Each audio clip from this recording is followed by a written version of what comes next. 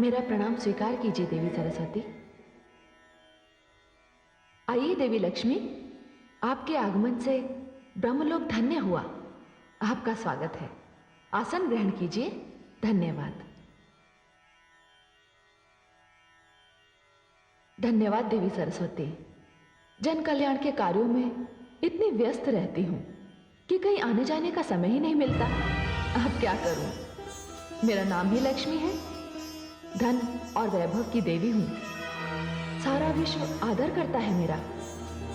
घर घर में मेरा स्वागत होता है। जहां जहां पहुंच जाती हूं, सुख, संपत्ति और वैभव अपने आप पहुंच जाते हैं वहां। यह सत्य है देवी कि आप सुख, संपत्ति और वैभव की देवी हैं। यह भी सत्य है कि घर घर में आपका स्वागत होता है। किंतु क्या देवी सरस्वती? किंतु आप कहीं टिकती नहीं, स्थिरता नहीं है आप में। इसलिए तो संसार आपको चंचला कहता है। क्षणे रुष्टा क्षणे तुष्टा। आप एक क्षण में रुष्ट हो जाती हैं और एक क्षण में तुष्ट। आज आप यहां हैं तो कल वहां। किंतु मैं ऐसी नहीं हूं।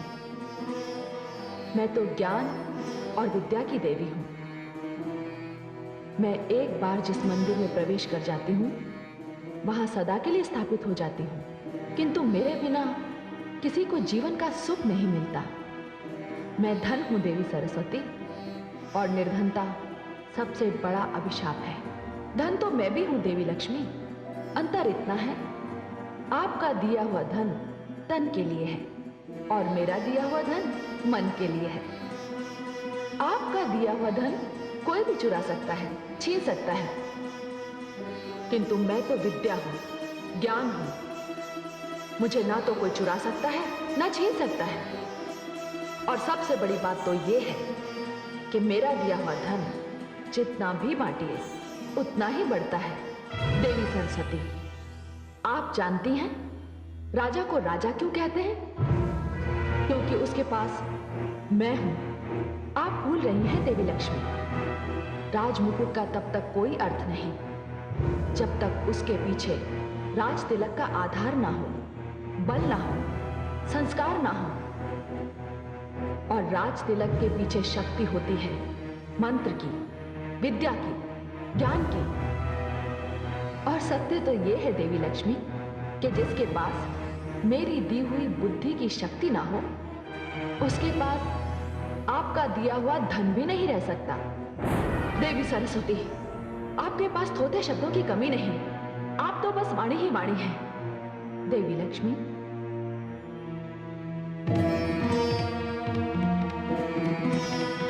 शब्द जब मंत्र बन जाता है तो उसमें दिव्यता आ जाती है। वाणी का जब विद्या से मेल होता है तब वो कंठ की शोभा बन जाती है और संसार उसे सुनने के लिए व्याकुल हो उठता है। वाणी अमृत है, वो सुगंध है जो होठों पर आकर वातावरण को धन्य कर देती है। देवी सरस्वती, सत्य तो ये है कि मेरे आने से उदास वातावरण आनंदमय हो जाता है। रोते हुए मुख हंसने लगते हैं। और वो बात तो आपने अवश्य सुनी होगी कि भूखे पेट भजन भी नहीं होता। देवी सरस्वती, आप कुछ भी कह लीजिए, मैं श्रेष्ठ हूं। देवी, ज्ञान और धन में यदि कोई श्रेष्ठ है तो वो है ज्ञान। क्योंकि ज्ञानी की पूजा तो राजा भी करता है। अतः श्रेष्ठ मैं हूं।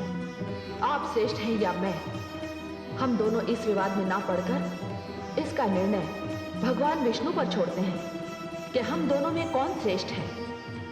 मुझे स्वीकार है, तो चलिए।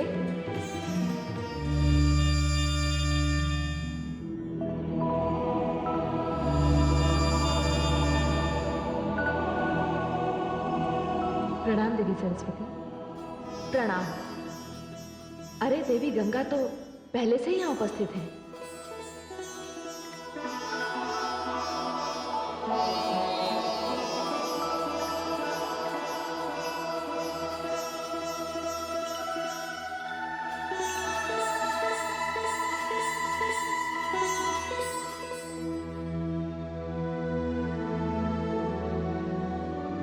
हे देवी लक्ष्मी, आप मुझे स्वयं यहां लेकर आई हैं। आपने मुझे आसन तक ग्रहण करने को नहीं कहा। क्या विष्णु लोक में अतिथियों का सत्कार इसी प्रकार किया जाता है? क्षमा करें देवी सरस्वती। देवी लक्ष्मी तो श्री नारायण के हृदय में निवास करती है और मुझे अपने चरणों में रहने का अधिकार स्वयं श्रीहरि विष्णु ने ही दिया है। और रही आपकी बात, तो आपके लिए तो सदैव ही यहाँ स्थान की कमी रहती है। ये समस्या मेरी नहीं, आप ही की है। मैं अतिथि हूं और नियमानुसार आपको अपना स्थान छोड़कर मुझे स्थान देना चाहिए। देवी सरस्वती, मैं तो अपना स्थान छोड़ने की सोच भी नहीं सकती। और मैं अपना स्थान छोड़कर कहाँ जाऊंगी? तो आप मुझे यहाँ लाई क्यों? अब तो ये बात मुझे स्वयं श्री हरि से पूछनी पड़ेगी कि यहाँ मेरा स्थान कहाँ है। किंतु इस समय ये संभव नहीं है देवी सरस्वती। वे योग निद्रा में हैं। मैं उन्हें जगाऊंगी और मैं आपको इसकी अनुमति नहीं दूंगी। आप घोर अपमान कर रही हैं मेरा देवी लक्ष्मी। देवी लक्ष्मी सत्य ही तो कह रही है। देवी गंगा, मैं जानती हूं कि आप इनकी हाँ में हाँ क्यों मिला रही हैं। मैं ये भी भली भांति जानती हूं कि वो कौन है जो मेरे विरुद्ध आपके कान भरता रहता है। भला मेरे कान कौन भरेगा? देवी गंगे हो ना हो, देवी सरस्वती का संकेत मेरी ओर है। इन्हें संदेह है कि इन्हें चढ़ाने के लिए मैं आपको उकसाती हूं। संदेह नहीं देवी लक्ष्मी, मुझे पूर्ण विश्वास है। ये सरासर अन्याय है देवी सरस्वती। ये बात मैं भली भांति जानती हूँ कि आप भगवान श्री हरि विष्णु के चरणों में स्थान पाने के लिए सदैव ही व्याकुल रहती है। किंतु नीलकमल ने यह स्थान स्वयं मुझे दिया है और आप देवी लक्ष्मी से व्यर्थ ही रुष्ट हो रही है। गंगा सत्य कह रही है देवी सरस्वती। हाँ, गंगा तो सत्य ही कहेगी ना। मैं आप दोनों के षड्यंत्र को, इस अभिनय को भली भांति जानती हूँ। देखिए देवी सरस्वती, यदि आपके मन में देवी लक्ष्मी के लिए कोई दुराग्रह है तो कृपया मुझे क्षमा करें। मुझे व्यवहार में ना लाएं। गंगे, आपको व्यवहार में लाने की क्या आवश्यकता है मुझे? मैं स्वयं इतनी सक्षम हूं कि अपने ज्ञान से, अपनी बुद्धि से, अपनी योग्यता से एक दिन श्री हरि के चरणों में ही नहीं, हृदय में स्थान प्राप्त कर लूंगी। नहीं देवी सरस्वती, नहीं, वो दिन कभी नहीं आएगा।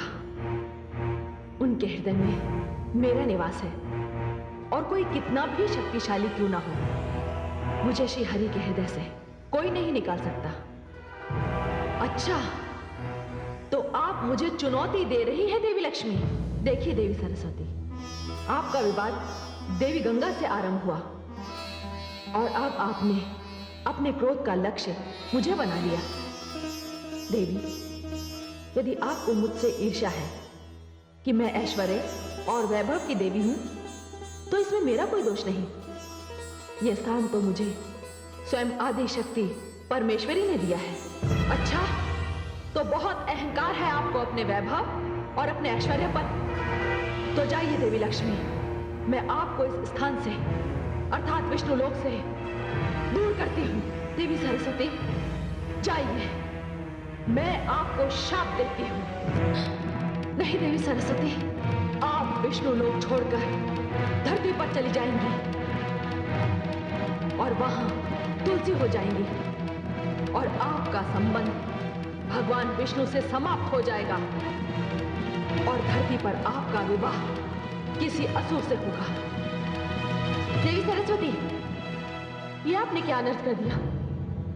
आपका विवाह तो मुझसे था और आपने देवी लक्ष्मी को श्राप दे दिया।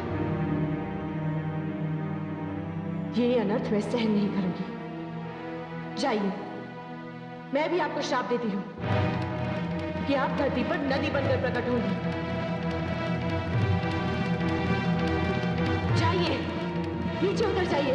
देवी गंगे, आपने देवी लक्ष्मी के लिए मुझे शाप दिया, तो मैं भी आपको शाप देती हूं कि अब आप श्री हरि के चरणों से निकलकर धरती पर नदी बनकर उतरेंगी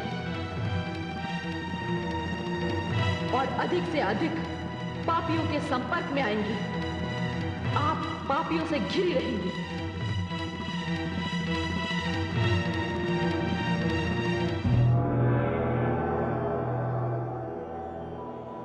आदिशक्ति परमेश्वरी, ये क्या हो रहा है?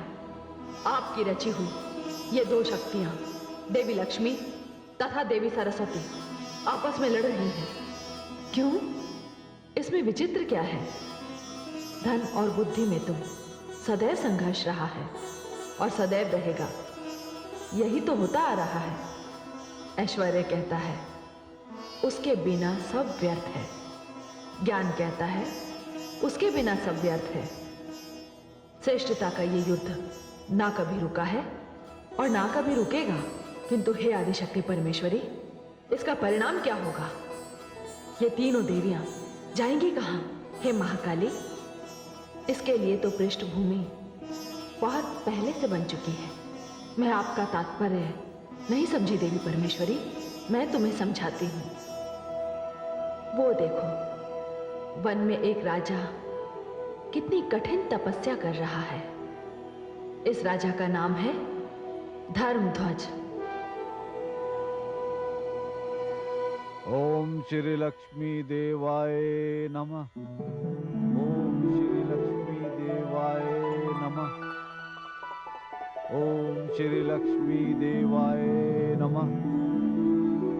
ओम श्री लक्ष्मी देवाय नमः। ओम श्री लक्ष्मी देवाय नमः। ओम श्री लक्ष्मी देवाय नमः। ओम श्री लक्ष्मी देवाय नमः। ओम श्री लक्ष्मी देवाय नमः। ओम श्री लक्ष्मी देवाय नमः। ओम श्री लक्ष्मी देवाय नमः।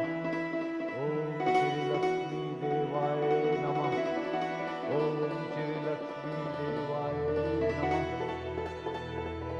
हे देवी परमेश्वरी, ये तो देवी लक्ष्मी की तपस्या कर रहा है। ये धर्मध्वज क्या चाहता है? हे देवी, इसकी कोई संतान नहीं है और वो देवी लक्ष्मी को संतान रूप में प्राप्त करना चाहता है।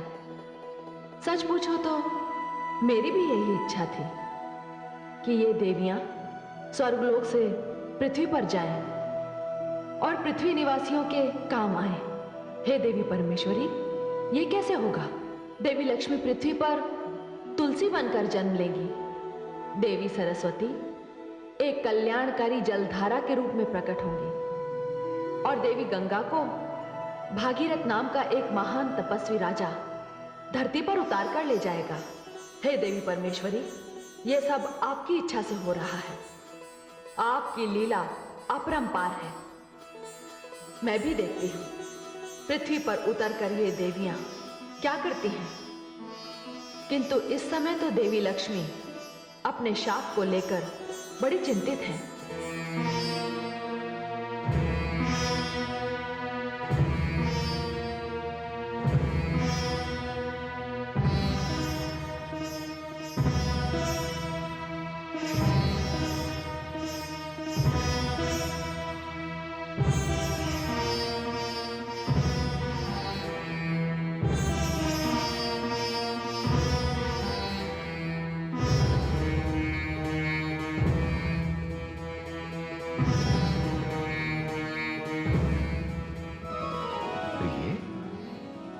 मैंने आपको इतना अधिक चिंतामग्न पहले कभी नहीं देखा।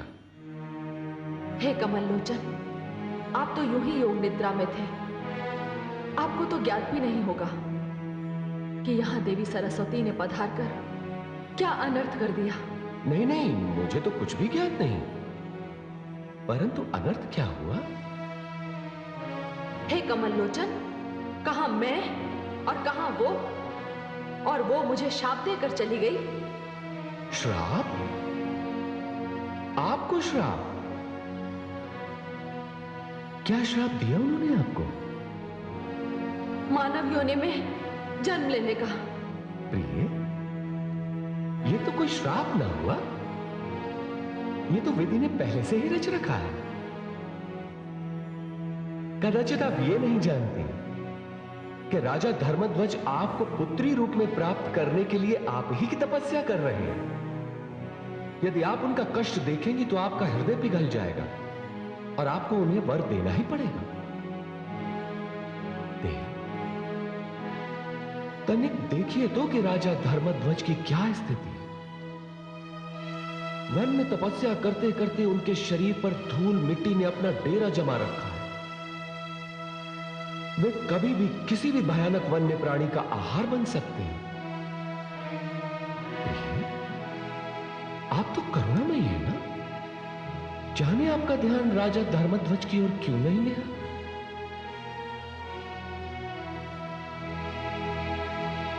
ओम श्री लक्ष्मी देवाय नमः।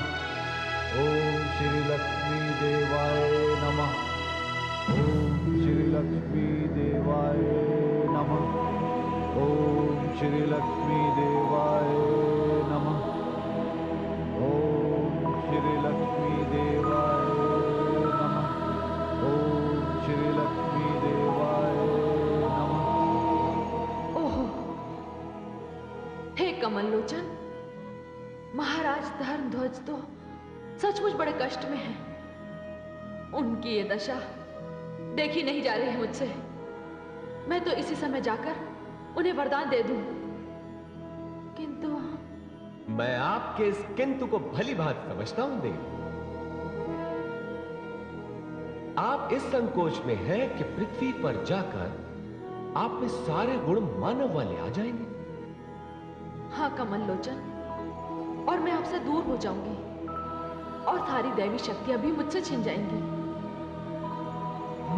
ये बात तो है, किंतु मानव में एक विशेष गुण तो है कि वो अपनी तपस्या के द्वारा कुछ भी प्राप्त कर सकता है। ठीक उसी प्रकार जिस प्रकार राजा धर्मध्वज को आप पुत्री के रूप में उसकी तपस्या के द्वारा प्राप्त होंगी। हाँ, यह सत्य है, किंतु हे कमल लोचन, आपको मुझे सहयोग देना होगा। संसार में मैं आपके बिना कैसे रह पाऊंगी? हे प्रिय, आपसे दूर तो मैं भी नहीं रह सकता। मैं आऊंगा, आपके लिए अवश्य आऊंगा, क्योंकि आपको इस श्राप से मुक्त करने के लिए तो मुझे आना ही होगा। नहीं तो मेरा यह वैकुंठ अपनी शक्ति के बिना सूना सूना लगेगा। फिर आज्ञा दीजिए कमल लोचन, मैं प्रस्थान करती हूं।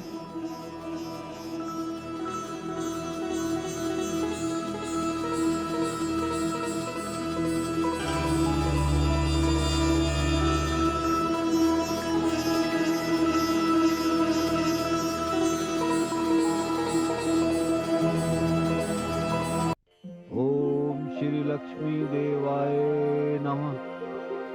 ओम श्री लक्ष्मी देवाय नमः। ओम श्री लक्ष्मी देवाय नमः। ओम श्री लक्ष्मी देवाय नमः। ओम श्री लक्ष्मी देवाय नमः। ओम श्री लक्ष्मी देवाय नमः।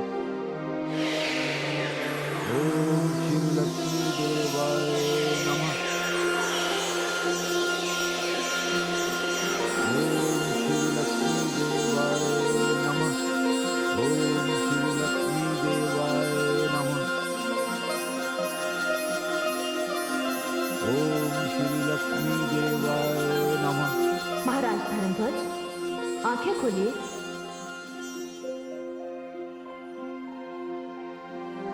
आपकी तपस्या पूरी हुई। हे राजन, मैं ऐश्वर्य तथा वैभव प्रदान करने वाली लक्ष्मी हूं। बताइए, आपकी क्या मनोकामना है?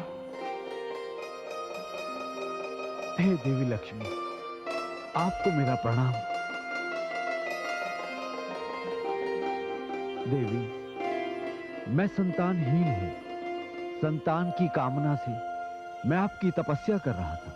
मैं जानती हूं कि आप मुझे पुत्री के रूप में प्राप्त करने के लिए इतनी कठिन तपस्या कर रहे थे।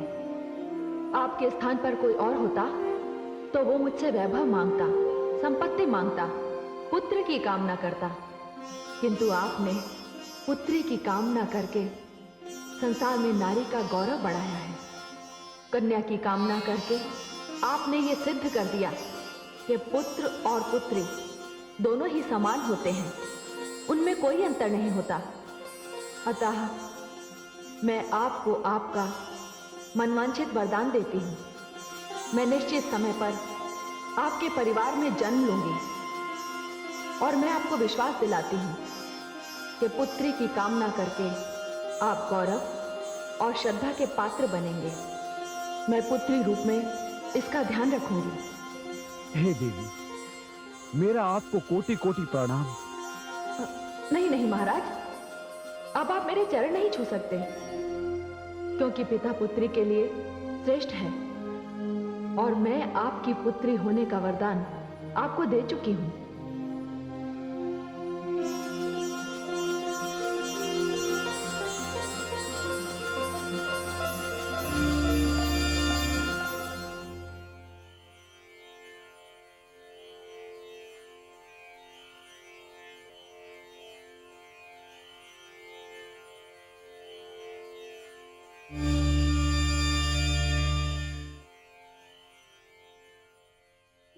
प्रणाम पद्मनाभ। देवी गंगे, हाँ पद्मनाभ। आपको तो अभी धरती पर जाना होगा, क्योंकि आपके श्राप से देवी सरस्वती धरती पर बहने वाली नदी के रूप में जा चुकी हैं। हे पद्मनाभ, उन्होंने मेरे प्रति और देवी लक्ष्मी के प्रति घोर अन्याय किया है। वो थार क्षेत्र को जल देने गई है, किंतु एक दिन थार मरुभूमि बन जाएगा। अपने क्रोध पर अंकुश लगाइए गंगे। जाना तो आपको भी पड़ेगा धरती पर। वहां प्रयाग नाम की नगरी में आपका यमुना और देवी सरस्वती का संगम होगा। किंतु हे पद्मनाभ, मैं पृथ्वी पर नहीं जाना चाहती। प्रभु, मेरे साथ अन्याय हुआ है। देवी सरस्वती ने मुझे श्राप देकर पापियों की कृपा दृष्टि पर छोड़ दिया है और मुझे आपके चरणों से दूर कर दिया है प्रभु। नहीं देवी गंगे, उन्होंने क्रोध में ही सही, किंतु आपको बहुत उच्च स्थान दिलवा दिया। उन्होंने तो आपको पापनाशनी बना दिया। आपके स्पर्श मात्र से पापियों के पाप धुल जाएंगे। आपको धरती पर ले जाने की भूमिका बनने वाली है। मैं जानता हूं आप विष्णु लोक छोड़कर नहीं जाना चाहते, किंतु अब यह संभव नहीं। महादेवी लक्ष्मी धरती पर श्राप के अनुसार तुलसी के रूप में जन्म लेने का निर्णय कर चुकी है। आपको धरती पर जाना ही है।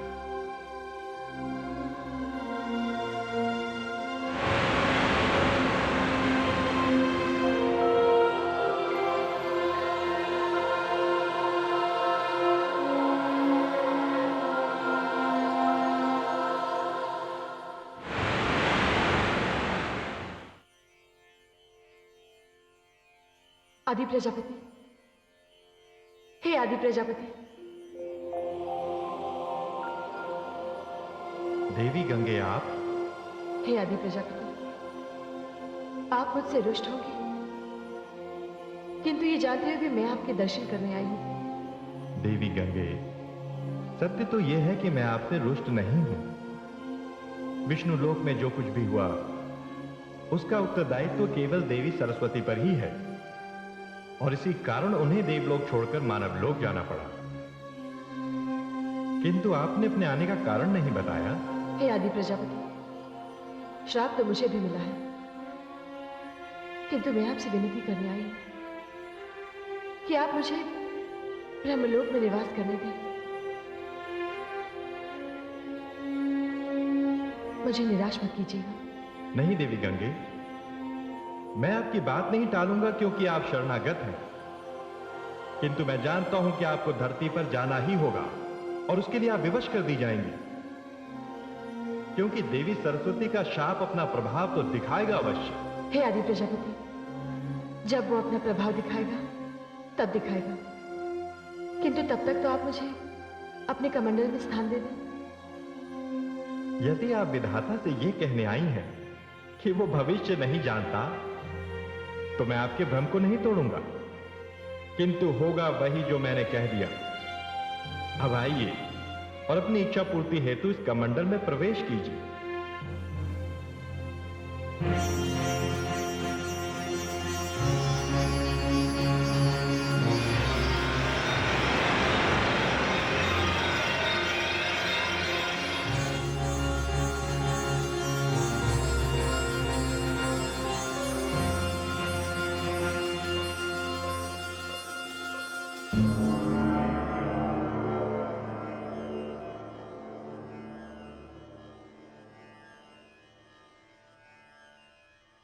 हे कमल लोचन, अब विदा का समय है।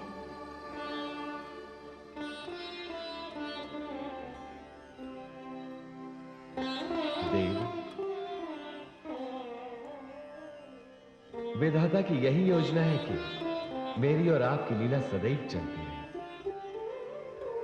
आप जब भी धरती पर उतरेंगे मुझे भी उतरना ही होगा।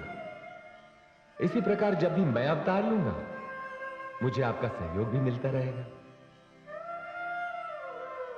आपके बिना मुझे बहुत अकेलेपन की अनुभूति होगी भगवान।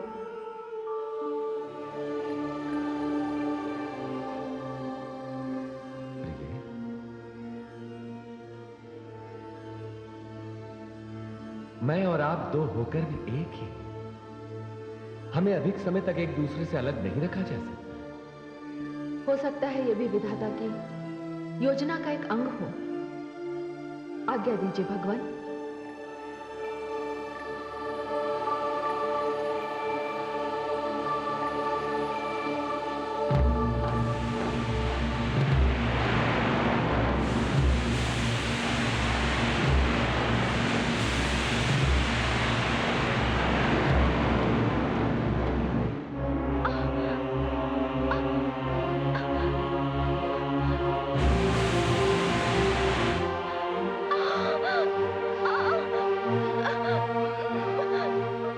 धीरज रखो पुत्री, धीरज रखो,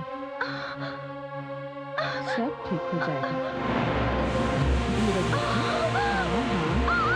हाँ, धीरज रखो।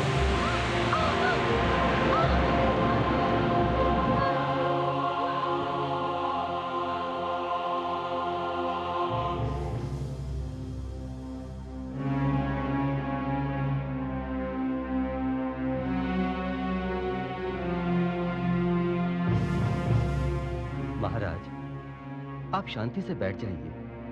आप इतने अधिक विचलित क्यों हैं? संतान के आने की अधीरता तो सबको होती है। महामंत्री जी, मेरे विचलित होने का कारण कुछ और ही है। मैंने वर्षों देवी लक्ष्मी की तपस्या की और उन्होंने मुझे वर दिया कि वो पुत्री रूप में मेरे कुल में जन्म लेंगे। किंतु चिंता का विषय तो यह है कि वो इस बार भी जन्म लेंगी या नहीं। सच पूछिए महामंत्री जी, मैं पुत्र चाहता ही नहीं। महाराज, महाराज, बधाई हो महाराज, बधाई हो। एक कन्या रत्न ने जन्म लिया है। ओ धाई मां, ये लीजिए। कन्या रत्न ने नहीं, साक्षात देवी लक्ष्मी ने मेरे घर जन्म लिया है। मां, मैं आपके दर्शन करना चाहता हूं। माते, मैं आपके दर्शन के लिए आ रहा हूं। माते, माते, माते, माते, माते, माते, माते। मुझे क्षमा कर दीजिए माते। मैं एक साधारण मानव हूं। मैं इस संदेह में पड़ा हुआ था कि आप मुझे दर्शन देंगी या नहीं। मैं आभारी हूं, मैं आपका आभारी हूं। आपने मुझे धन्य कर दिया। महाराज, मैं हार गई और आप जीत गए।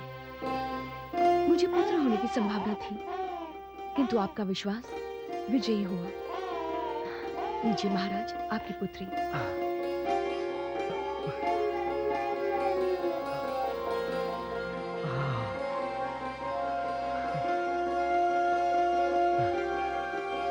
संबंधों से तो आप मेरी पुत्री हैं, किंतु भावनाओं से आप मेरी माता हैं।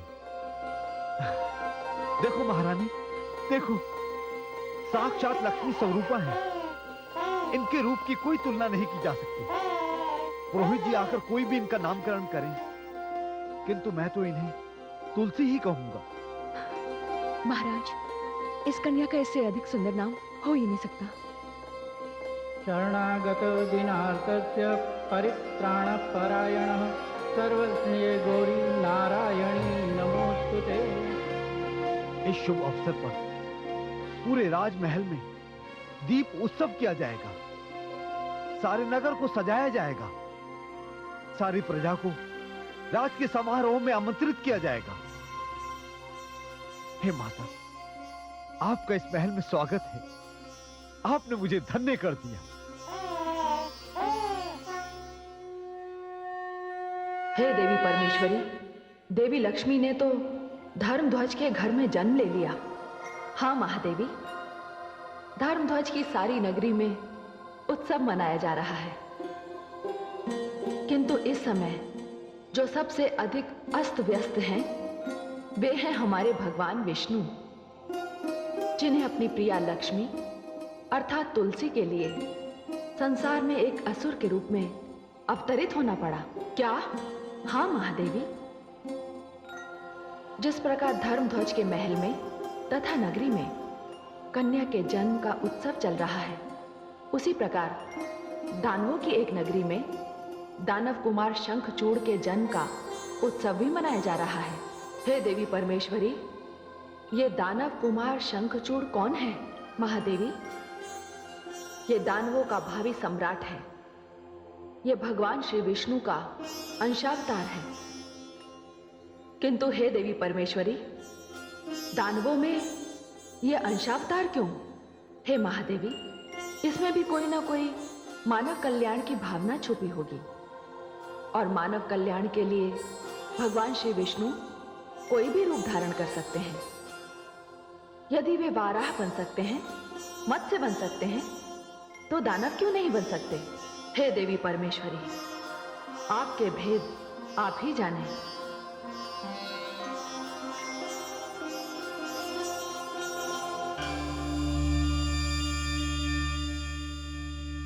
नारायण नारायण।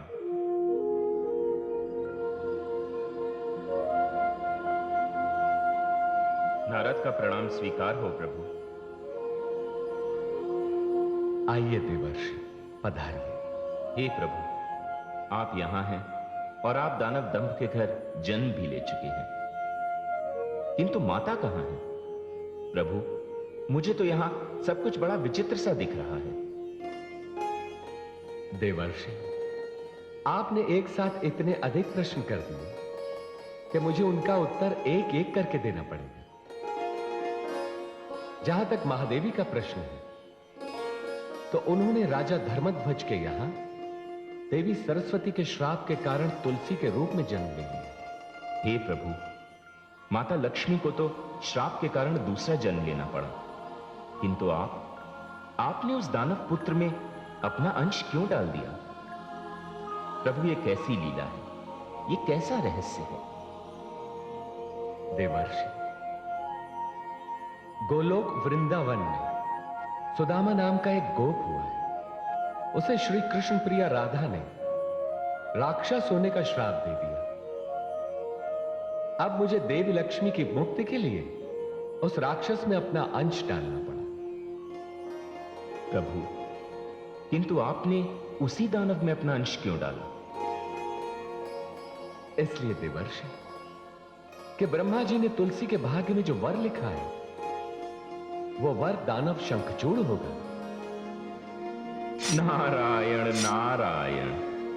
हे लीला पुरुष, मैं समझ गया, किंतु आपकी इस लीला को देखने के लिए मुझे वर्षों प्रतीक्षा करनी पड़ेगी। नहीं देवर्षि, ब्रह्मा जी की लेखनी के अनुसार देवी तुलसी जन्म लेने के पश्चात ही बड़ी हो जाएंगी, और यही स्थिति दानव कुमार शंखचूड़ की भी रहेगी। प्रभु, मैं बड़ी व्याकुलता से इस लीला को देखने की प्रतीक्षा करूंगा। मुझे आज्ञा दें, मैं चलता हूं। नारायण नारायण।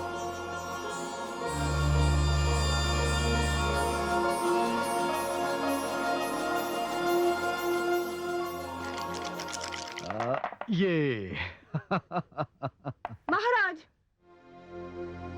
महाराज, महाराज। महारानी, आप चाहे कुशल तो है ना? कुशल ही तो नहीं है महाराज। हमारी पुत्री तुलसी तो सब कुशल है ना? महाराज अब मेरे साथ चलिए और स्वयं देखिए उसे। अब बताइए ना क्या हुआ है।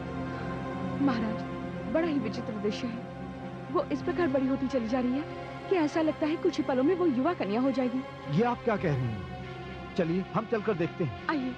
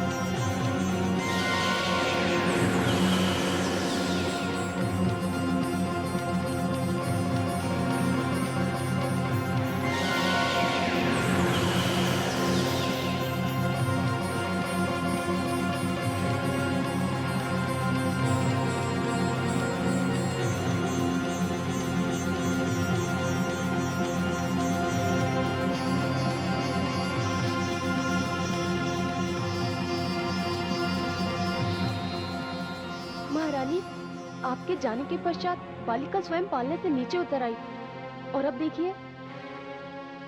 आप रुक जाओ।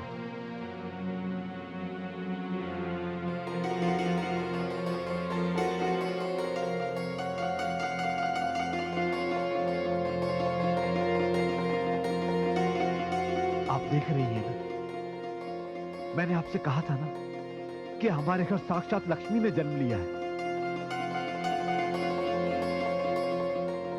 हे माते, हम पर कृपा दृष्टि रखना।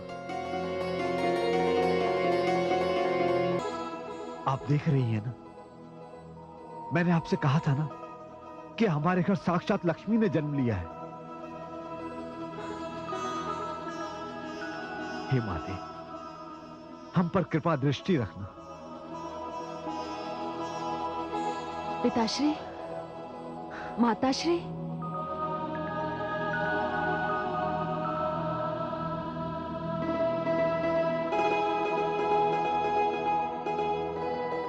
आयुष्मती भाव। आयुष्मती भाव। आप मेरे माता पिता हैं, मेरे जन्मदाता हैं। मेरे साथ ये जो कुछ भी हुआ, इसका रहस्य तो मैं भी नहीं जानती। पुत्री, तुमने बाल्यकाल से युवा काल की अवस्था कुछ ही पलों में तय कर ली। तुम्हारे साथ तो कितना बड़ा चमत्कार हुआ है। मेरा तो हृदय कांप रहा है। अब इसमें तो मेरा कोई दोष नहीं, फिर आप मुझसे भयभीत क्यों हैं? माता यदि संतान से भयभीत होगी तो संतान कहां जाएगी?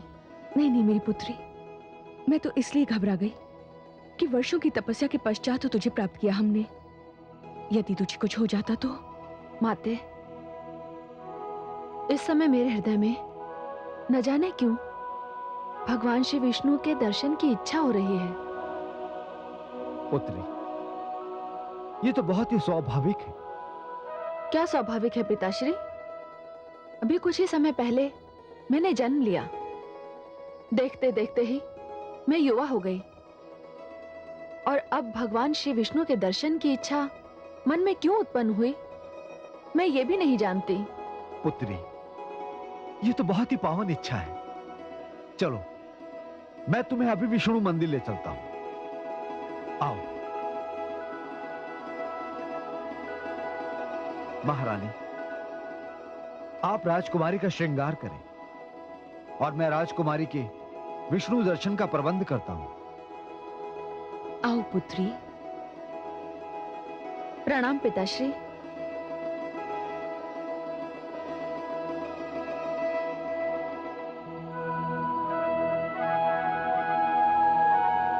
आप तो स्वयं माता लक्ष्मी हैं, तो आपके मन में भगवान विष्णु के दर्शन की इच्छा तो होगी ही। आप जैसी पुत्री का पिता होने के नाते अब मैं इस उलझन में पड़ गया हूं कि आपके लिए वर कैसे ढूंढूंगा। मैं अतीत हूं। इधर महाराज धर्मध्वज तथा माधवी तुलसी के अचानक बालिका रूप से बड़े हो जाने के चमत्कार से आश्चर्यचकित थे। इधर शंखचूड़ के साथ भी कुछ इसी प्रकार घट रहा था। वो भी देखते ही देखते एक बालक से युवक में बदल गया। तुलसी ये भूल चुकी थी कि वो लक्ष्मी का मानवी रूप थी तथा शंखचूड़ विष्णु का अंश। गुरु शुक्राचार्य चिंतित थे। वो ये जानते थे कि शंखचूड़ में आसुरी स्वभाव की कमी है, किंतु महाराज दंभ प्रसन्न थे कि वे शंखचूड़ को युवराज बना देंगे। सारा दरबार उसे देखने को व्याकुल था कि वो कौन सा असुर राजकुमार है जो बचपन से छलांग मारकर सीधा यौवन में उतर आया है। सभासद सुने, दानव कुलभूषण दानवाधिपति महाराज दंभ पधार रहे हैं।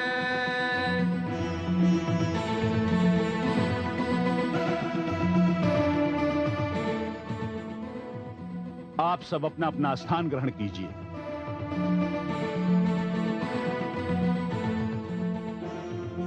आप सबको भलीभांति इसका ज्ञान है कि राजकुमार शंखचूड़ अपने जन्म के पश्चात तुरंत किस प्रकार देखते ही देखते बड़े हो गए। अरे ये एक चमत्कार है और मेरे लिए विशेष प्रसन्नता का विषय है। कदाचित संसार में प्रथम बार ऐसा हुआ है कि कोई शिशु देखते ही देखते युवक बन गया हो।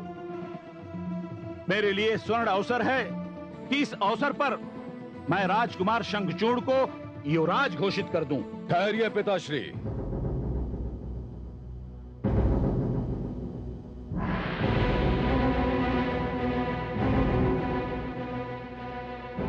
ठहरिए। राजकुमार शंखचूड़ की जय। राजकुमार शंखचूड़ की जय। राजकुमार शंखचूड़ की जय। राजकुमार शंखचूड़ की जय।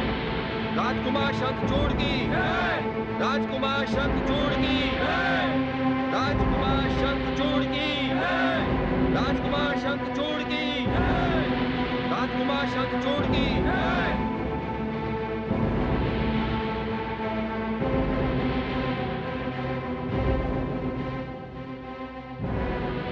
आयुष्मान भव। पुत्र, दानव कुल में कदाचित तुम प्रथम दानव हो जो किसी अधिकार प्राप्ति के प्रति उदासीन है। वैसे हम दानवों में तो अधिकार छीन लेने की प्रथा है। मैं तुम्हें युवराज घोषित करने जा रहा था, फिर तुमने मुझे रोक क्यों दिया? पिताश्री, मैं इस सिंहासन को प्राप्त करने से पहले कुछ शक्तियां प्राप्त करना चाहता हूं। मैंने असुर कुलगुरु शुक्राचार्य से विचार विमर्श भी किया है और उन्होंने भी मुझे तप करने का परामर्श दिया है। राजकुमार का कथन सत्य है महाराज।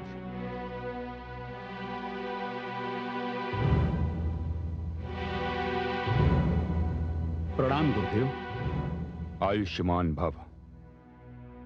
कुलगुरु, मैं अपने पुत्र के सिर पर शीघ्रातिशीघ्र राज मुकुट देखना चाहता हूं और आप उसे संन्यास का मार्ग दिखा रहे हैं। हाँ दानवराज दंभ, मैं आपका कुलगुरु हूं, किंतु ज्योतिष संहिता के जनक महान आचार्य भृगु का पुत्र भी हूं।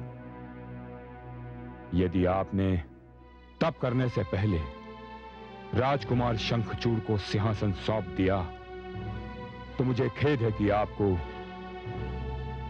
क्या कुलगुरु? आगे कहिए, कहिए ना कुलगुरु।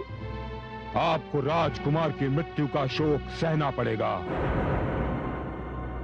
नहीं, नहीं गुरुदेव। हाँ दानवराज, यदि आपको अपने कुलगुरु पर विश्वास है तो मैं राजकुमार शंखचूड़ को जो मार्ग दिखाना चाहता हूं उस मार्ग पर आप उसे चलने दीजिए। पिताश्री, मैंने दानव कुल में जन्म लिया है। मैं दानवों की कीर्ति पताका आकाश में लहराती हुई देखना चाहता हूं। कुछ ऐसा करना चाहता हूं जिस पर आप गर्व कर सकें।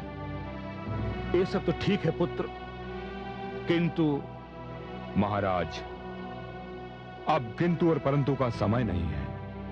यह निर्णय की घड़ी है। राजकुमार को इसी मुहूर्त में तब के लिए जाना चाहिए। पिताश्री, मैं माताश्री की अनुमति ले आया हूं। केवल आपकी अनुमति पाना शेष है।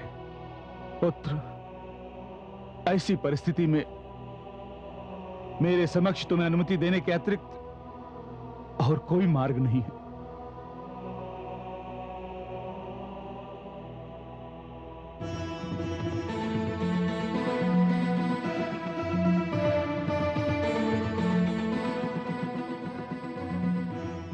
चलिए राजकुमार, मैं आपको कुछ अंतिम निर्देश देना चाहता हूं। जैसा आपका आदेश कुलगुरु।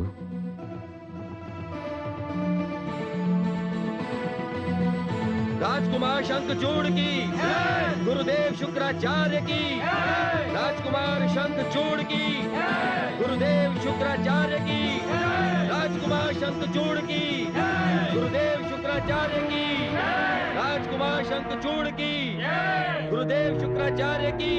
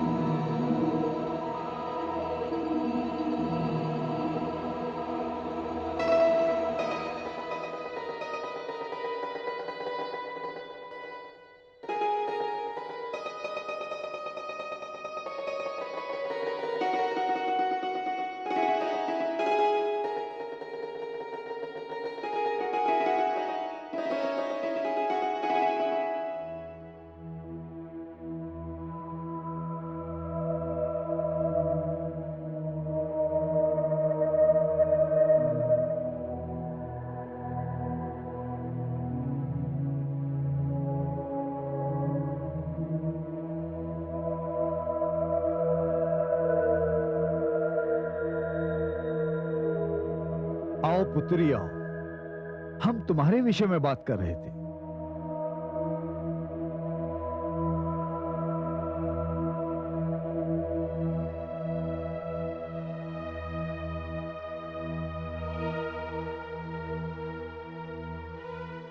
क्या बात है, आज हमारी पुत्री चिंतामग्न है? नहीं पिताश्री, मैं तो विचार मग्न हूं। हाँ, मैं आप दोनों को अवश्य ही चिंता मग्न करने आई हूं। क्या बात है पुत्री? मेरे मन में नारायण को ढूंढने की, उन्हें पाने की इच्छा घर करती जा रही है। मैं ये राजसुख त्याग कर हिमालय पर तपस्या करने जाना चाहती हूँ। ये तूने क्या कह दिया पुत्री? तुम्हें हमारे यहाँ कौन सा कष्ट है जिसके निवारण के लिए तुम नारायण का तप करने जाना चाहती हो? माताश्री, मुझे यहाँ कोई कष्ट नहीं, और आप जैसे माता पिता तो संसार में विरलों को ही प्राप्त होते हैं,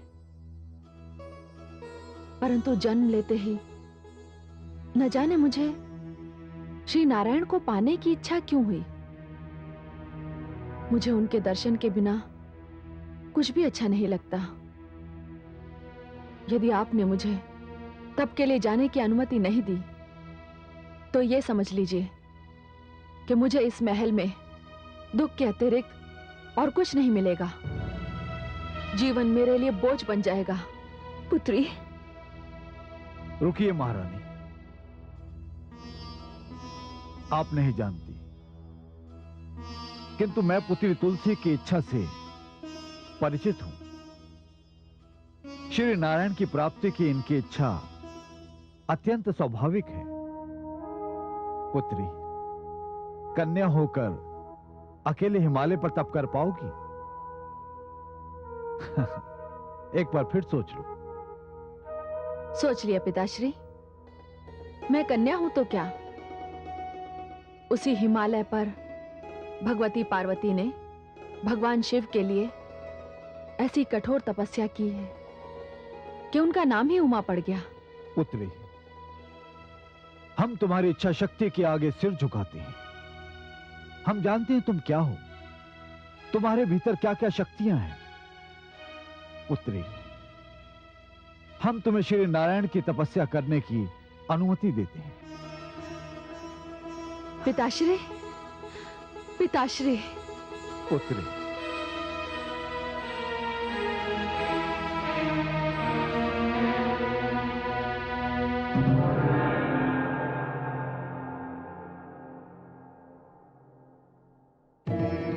ओम श्री ब्रह्माय नमः।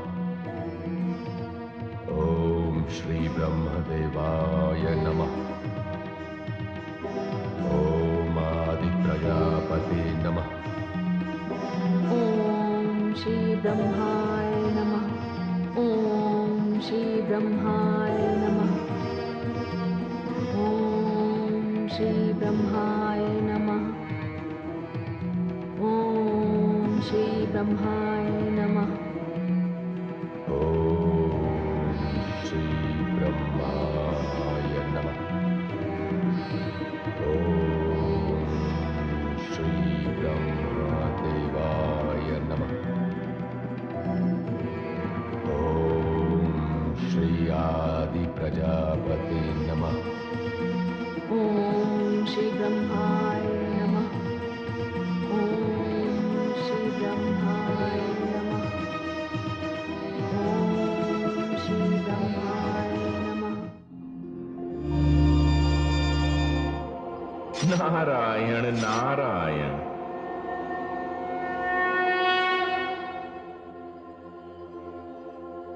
आइए देवर्षि, कैसे आना हुआ? हे प्रभु, एक जिज्ञासा, एक उत्कंठा मुझे आपके पास खींच लाई है।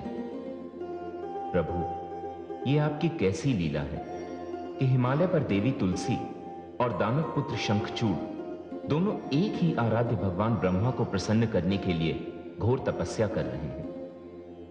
ये बड़ी अद्भुत घटना है प्रभु। ये घटना आगे कौन सा मोड़ लेने वाली है? देवर्षि, ये घटना कौन सा मोड़ लेगी ये तो विधाता ही जाने। पर विधाता ने भविष्य के गर्भ में क्या छिपा रखा है, उसे वर्तमान में जानने का प्रयास क्या उचित होगा? कथा का रोमांच इसी में है कि उसका अंत ज्ञात ना हो। हे लीला पुरुष, धन्य हैं आप, आदि और अंत सबके सर्वज्ञ, फिर भी सबसे तटस्थ। मुझे आज्ञा दे प्रभु। नारायण नारायण।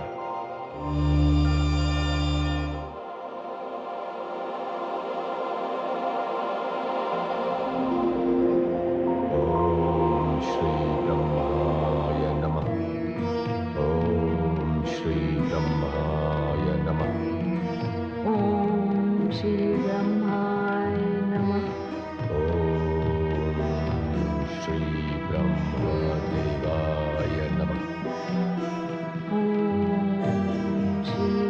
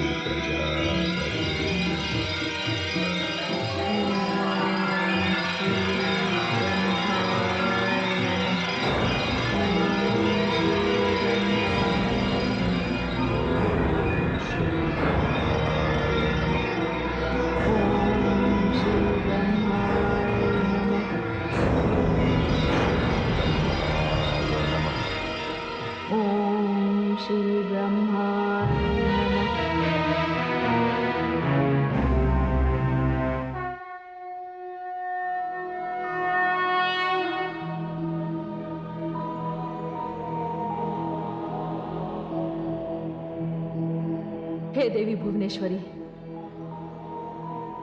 हे पराशक्ति, यदि आदि प्रजापति ने देवी तुलसी को दर्शन नहीं दिए तो उनके प्राण संकट में पड़ जाएंगे।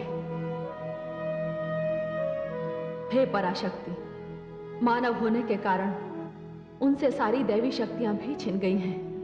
हे महादेवी, तुलसी के साथ साथ हिमालय में एक असुर भी तप कर रहा है। यदि आदि प्रजापति ने उसे भी दर्शन ना दिए तो उसके भी प्राण संकट में पड़ जाएंगे। किंतु मैं आदि प्रजापति की उलझन का कारण जानती हूं और मैं इस उलझन को सुलझाने के लिए जाने ही वाली थी कि आपने ये प्रश्न कर दिया।